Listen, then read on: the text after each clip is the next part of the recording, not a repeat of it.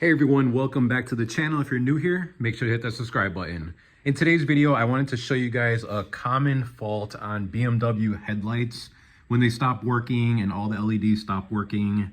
So I'm going to show you guys what I actually found on this one. And you could be experiencing the same problem, especially if your headlights get fogged up or fill up with water. So the way you access it is right through the wheel well right here. You can see this piece right here is held in by 2 screws. This is basically the module for the headlight. You can see all the corrosion in there. It's just completely built up. And let me show you guys the module that I took out. You can see how corroded this module is, and no wonder it's not working. So let me show you guys a comparison to the new one.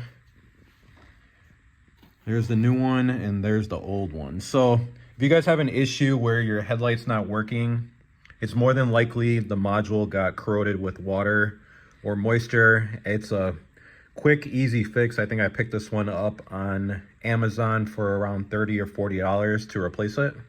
2 screws and you change it out and get your headlight working again. If you guys have any questions, go ahead and comment. Don't forget to like this video and please don't forget to subscribe.